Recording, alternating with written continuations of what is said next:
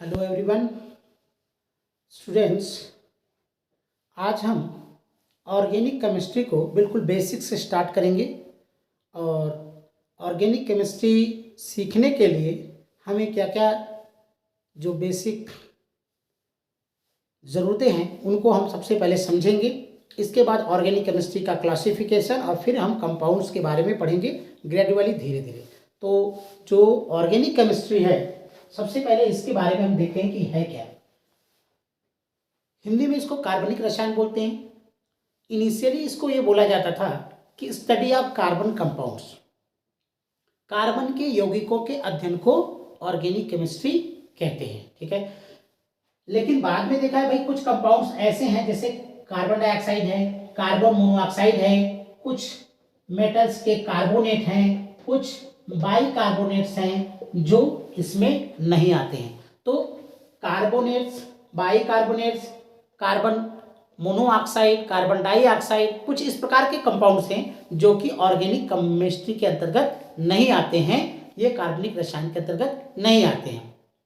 तो फिर नया कॉन्सेप्ट आया कि भाई ऑर्गेनिक केमिस्ट्री उन यौगिकों का अध्ययन है जो हाइड्रोकार्बन और उनके डेरिवेटिव्स हैं।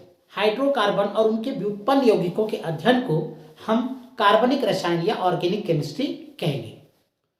ऑर्गेनिक केमिस्ट्री का जो इतिहास है लगभग 200 सालों का है। एक साइंटिस्ट थे बर्जीलियस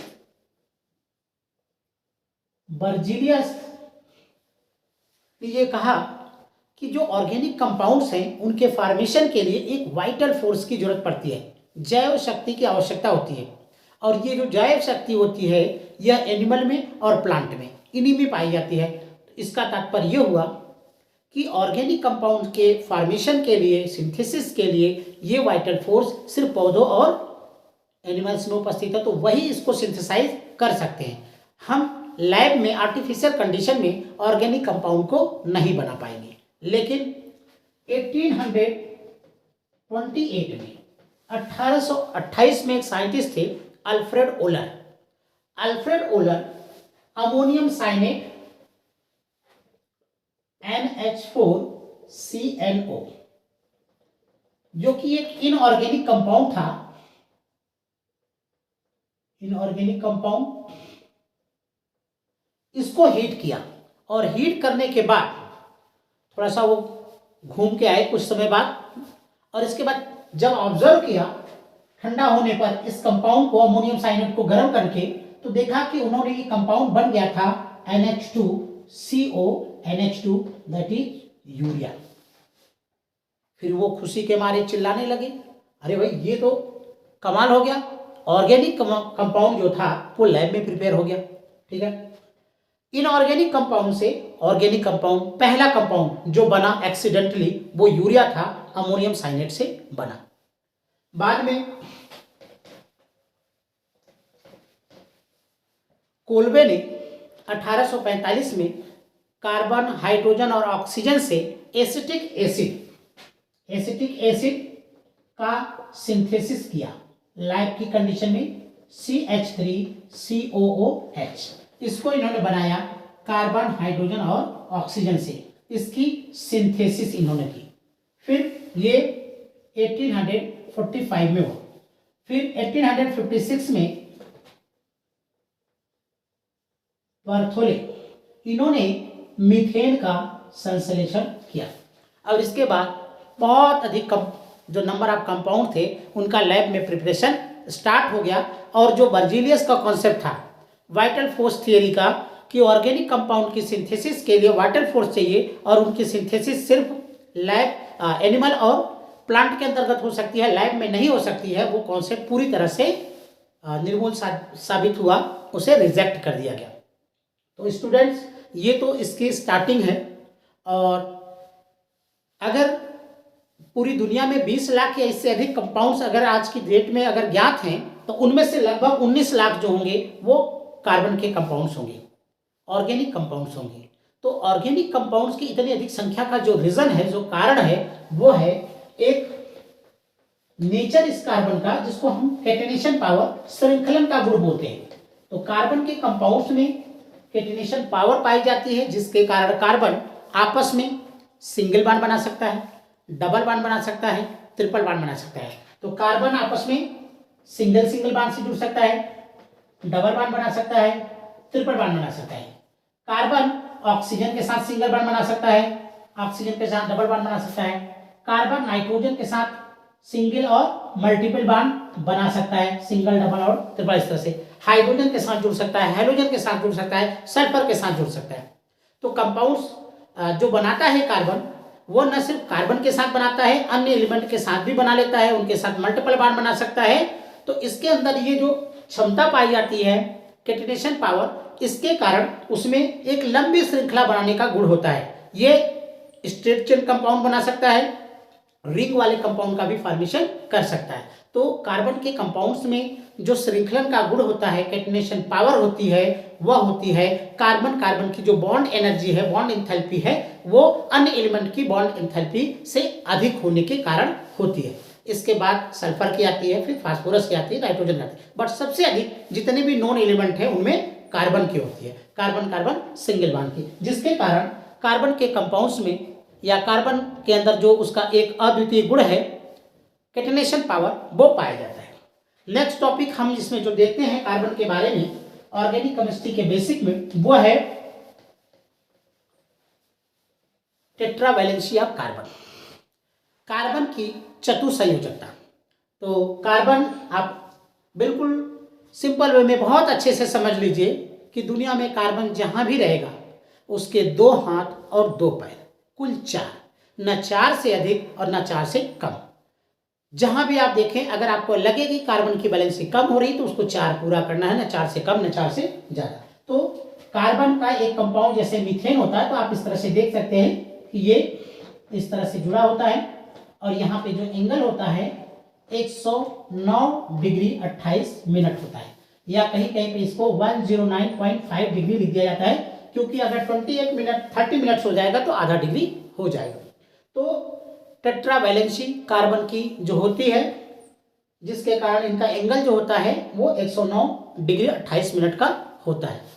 अब कार्बन 3 प्रकार के संकरण बनाता है, sp, sp2 और sp3।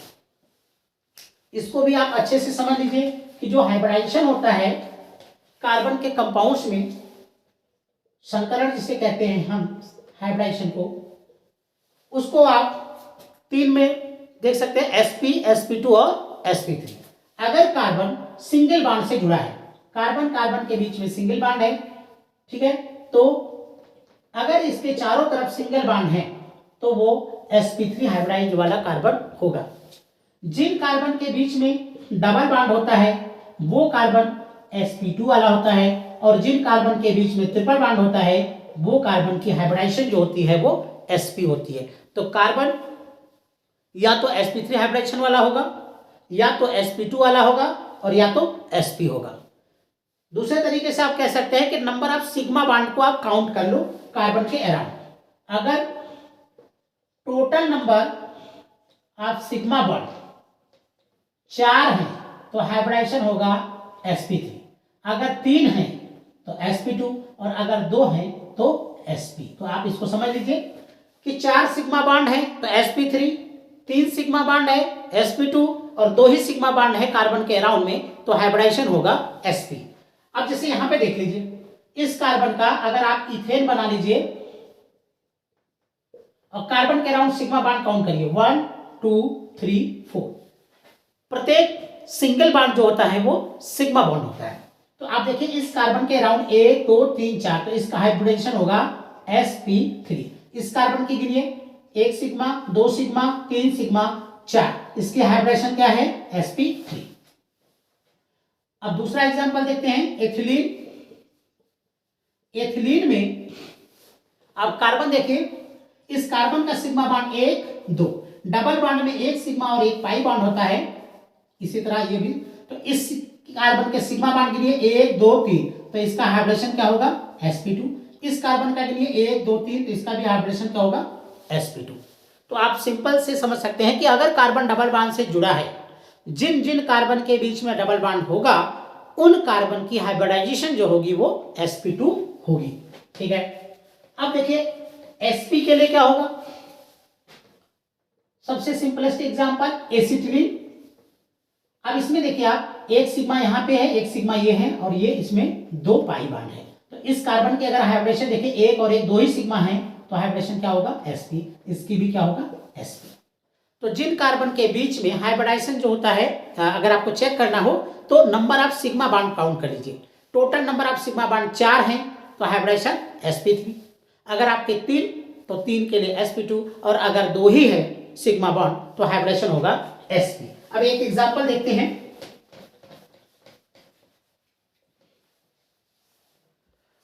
देखिए, बेंजीन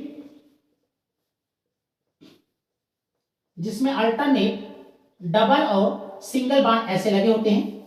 इस बेंजीन को आप इस तरह से भी प्रेजेंट करते हैं, और आप इसे इस तरह से भी प्रदर्शित करते हैं, double bond, single, double, single, और यहां पर एक एक हाइड्रोजन भी होता है इस तरह से।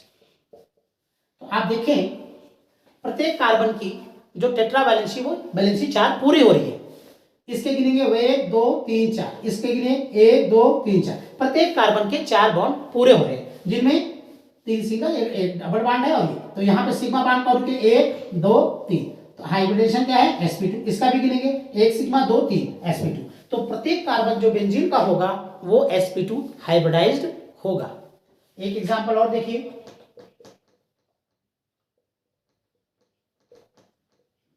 Methyl cyanide. मेथिल साइनाइड में इस वाले कार्बन को अगर आप देखें तो सिग्मा बॉन्ड देखिए 1 2 3 4, तो इसकी हाइब्रिडाइजेशन जो होगी वो sp3 होगी। लेकिन यहाँ पे देखिए, इस कार्बन और नाइट्रोजन के बीच में ट्रिपल बॉन्ड होता है, तो यहाँ पर 1 सिग्मा और ये 2 सिग्मा, इसका हाइब्रिडेशन क्या होगा, sp। तो आप किसी कंपाउंड में total number of sigma bond count कर सकते हैं, पाई बॉन्ड बता सकते हैं। इस तरह से इसका एक कंप्लीट स्ट्रक्चर को लिख करके total number of sigma pi bond बना सकते हैं। प्रत्येक कार्बन की हाइब्रिडाइजेशन आप बता सकते हैं कि इस कार्बन की हाइब्रिडाइजेशन क्या होगी। तो स्टूडेंट्स, अगर कार्बन सिंगल बॉन्ड से जुड़ा हुआ है तो उसकी हाइब्रिडाइजेशन क्या होगी, ऑर्गेनिक कंपाउंड में sp3। कार्बन कार्बन के बीच में डबल बॉन्ड है तो हाइब्रिडेशन क्या होगी, उन कार्बन की जो डबल बॉन्ड से जुड़े हैं sp2। ट्रिपल बॉन्ड से जुड़ा हुआ है तो sp। कभी कभी ऐसा भी होता है कि 2 डबल बॉन्ड लगातार ऐसे आ जाते हैं। देखिए, अब इस वाले कार्बन की हाइब्रिडेशन देखिए 1 2 3, तो इसका हाइब्रिडेशन क्या हो गया, sp2। इसका देखिए 1 सिग्मा 2 सिग्मा 3 सिग्मा, इसका भी हो जाएगा sp2। इस वाले कार्बन की देखिए 1 सिग्मा इधर और 1 सिग्मा इधर, 2 सिग्मा है, तो 2 सिग्मा है, तो इसका हाइब्रिडेशन क्या होगा, sp। तो अगर लगातार डबल बॉन्ड आ रहे हैं तो बिना ट्रिपल बॉन्ड के भी हाइब्रिडेशन sp हो सकता है। तो ऑर्गेनिक जो भी कंपाउंड्स हैं उनमें हाइब्रिडेशन 3 ही पॉसिबल है, sp sp2 sp3। Total number of sigma bond और पाई बॉन्ड को आप इसमें कैलकुलेट करके बता सकते हैं। तो नेक्स्ट जो हमारा टॉपिक होगा स्टूडेंट, इसके आगे हम ऑर्गेनिक कंपाउंड में जो कंपाउंड्स होते हैं उनको हम किस प्रकार से रिप्रेजेंट कर सकते हैं। तो उनका एक कंप्लीट स्ट्रक्चरल फार्मूला होता है, एक कंडेंस फार्मूला होता है, और एक बॉन्ड लाइन स्ट्रक्चरल फार्मूला होता है। तो तीनों प्रकार के फार्मूले को लिखने का जो तरीका है उसे हम नेक्स्ट वीडियो में आपको बताएंगे। इसके बाद फिर हम ऑर्गेनिक कंपाउंड का क्लासिफिकेशन, फिर उनका नॉमेनक्लेचर आईपीएससी जो भी है वो सीखेंगे ग्रेजुअली, धीरे धीरे। तो आई होप आज आपको इस क्लास के द्वारा total number of sigma bond और पाई बॉन्ड काउंट करना आ गया होगा। आप हाइब्रिडाइजेशन बता पाएंगे ऑर्गेनिक कंपाउंड में sp sp2 और sp3, और कार्बन की टेट्रा वैलेंसी को विशेष रूप से ध्यान रखिए। जहां भी कार्बन के बॉन्ड पूरे नहीं हो रहे हैं तो आप उसके 4 बॉन्ड बनाएंगे, 2 हाथ और 2 पैर, कुल 4, न 4 से कम न 4 से ज़्यादा। तो आई होप आपको वीडियो अच्छा लगा होगा। अगर वीडियो अच्छा लगता है तो स्टूडेंट इसे लाइक शेयर कमेंट्स कीजिएगा। चैनल पे नए हैं तो चैनल को सब्सक्राइब कर दीजिएगा ताकि आपको इसी प्रकार के एजुकेशनल वीडियो मिलते रहे। Thank you.